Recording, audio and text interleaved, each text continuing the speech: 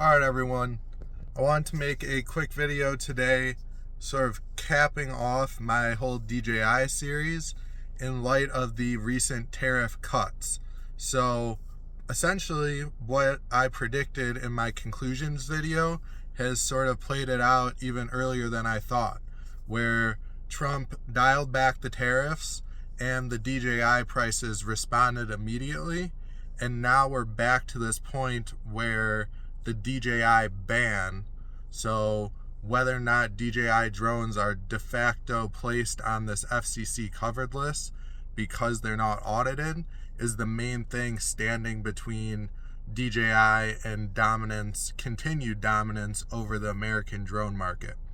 So to recap what happened, and I didn't talk specifically very much about the price reaction in my original videos. It was sort of a broader conceptual, video essay, whatever you want to call it. But essentially what happened when Trump put in these high tariffs is DJI prices immediately reacted and everything shot up, in some cases about 100%, so doubling the prices. So in that way, they kind of worked with DJI drones where, for instance, in the case of the M350 series, it was really the first time that drone, which for people who don't know, the DJI M300, M350 is really their workhorse enterprise drone. So if you're going to be doing something like I do, where you're doing inspections all day or mapping all day, in many cases that is the drone people go with to carry either, really good camera payloads for mapping or for LiDAR payloads that aren't too massive. So, and then there's all sorts of other things that go on that drone. It's really their sort of enterprise workhorse drone. That drone became as expensive as its American sort of, I don't want to say replica, but kind of the American imitator of that drone, which is the Inspire Flight IF800. Those were more or less comparable in pricing there for, let's say, a month or 2 months, however long it was. The other drones, the Matrice 4 series that just came out, so that's sort of the replacement for the Mavic 3 Enterprise series, and then also the drone that goes along with the new Dock 3. Those were also jacked up about 100% in pricing. So obviously, that really was a big deal and made it very difficult for people who were sort of counting on buying DJI drones to get them. Certain drones, the T50 was almost impossible to find. Still is I think a lot of places, the main distributors do not have the T50 in stock as a result of all of this. But so essentially what happened is Trump dropped the tariffs to 30%, and boom, like that, prices are pretty much back to normal. Okay, so the Mavic 3 Enterprise dropped from being, you were looking at spending over $9,000 for sort of a full setup of batteries, RTK, the drone.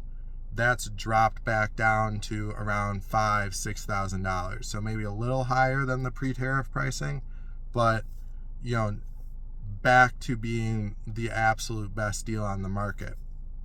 So essentially we're at this point now where, once again, the DJI enterprise drones, the DJI consumer drones, the best deal you can get, the best technology you can get, and now we're going to see whether or not this drone ban via not auditing, basically if one of these four agencies does not do a security audit on DJI will be banned, and that's for all industries. No new DJI drones coming into the country, etc. So we'll see if that's the case. I kind of gave my opinion on whether or not I think that will, on what I think that will mean for the drone industry. I think it will be bad. I think curtailing competition like that is perhaps the most un-American response, despite the fact that DJI has a sort of a major competitive advantage using, we'll say, non-free market tactics. I mean, they're a state-sponsored company. They use very severe price controls on their distributors, etc. But I mean, that's the nature of the beast. So, if you want to have a global economy and a free market, maybe those things are incompatible. And I think that's playing itself out in the drone industry perhaps more than any other critical industry right now. So I talked about that at length.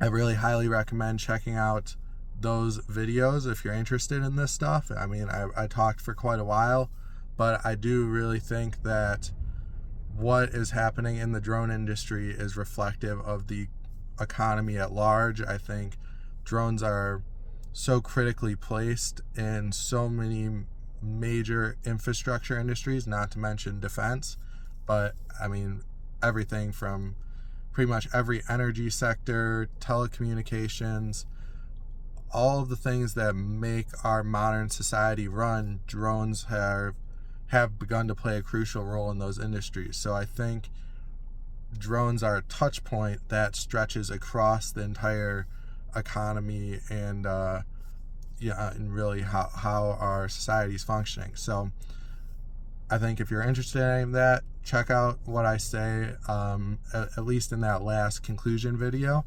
And so you guys know what's going to be coming next. I plan on doing some more field videos, so breaking down a little bit about what I take out into the field, a little bit more about what my day is like as a drone operator, so people who are interested in that can see that firsthand. Let me know what you guys think, what you'd like to see sort of from a drone operator YouTube channel, and I'll try to make that happen as much as possible. I'm also trying to figure out how to start doing some giveaways, start boosting up those subscriber numbers. Everyone who's been watching, I appreciate it. Some of these videos have done better than I thought. I haven't really been marketing them. I'm probably gonna start posting them on LinkedIn soon, but I've been trying to kind of see how they do in a vacuum as I am testing things out. So that is my little update on the DJI price correction, we'll call it. And I'll see you guys next time, most likely out in the field. Thanks.